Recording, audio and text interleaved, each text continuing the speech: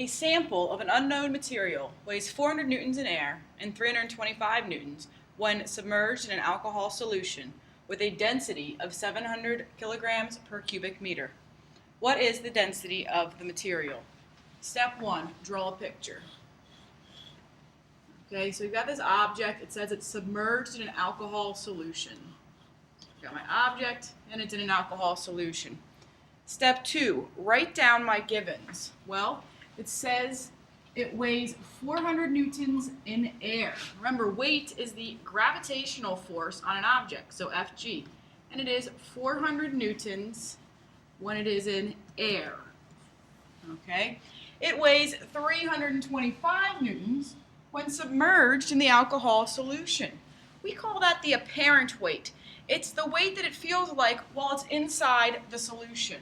Okay? So it's still a weight, so it's still say Fg, and it is 325 newtons, but that is when it is in the solution. It's in the alcohol. Okay? And we call this the apparent weight of it. And it's in the solution, and the solution has a density of 700 kilograms. It's in a solution that has a density of 700 kilograms per cubic meter. So that's the solution's density. That's the density of the fluid.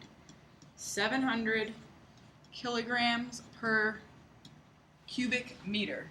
And it asks, what is the density of the material? So we're trying to find the density of the object.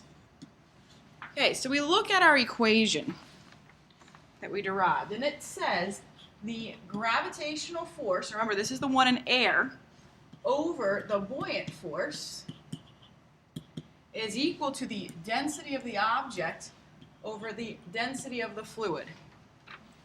Okay, well, we need to recall this is the one that is in air. Okay, so we substitute in, we put 400 in. Now a common mistake is to go ahead and substitute 325 in for the buoyant force.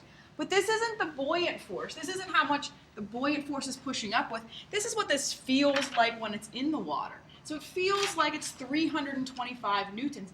I feel like if I want to lift that, I still have to lift 325. When it's out here, I feel like I have to lift 400. So what's happening is the buoyant force is helping me by 75 newtons.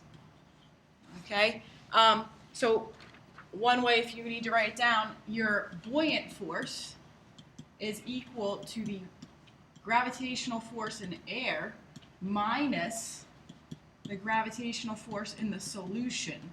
Okay, so you take the weight and you subtract the apparent weight, and that gives you your buoyant force. Okay, but I just like to think of it conceptually. It feels like 400 out here. I go in here, it only feels like 325. What happened? Well, the buoyant force helped me by 75.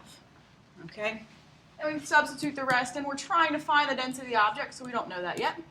And the density of the fluid is 700 kilograms per cubic meter.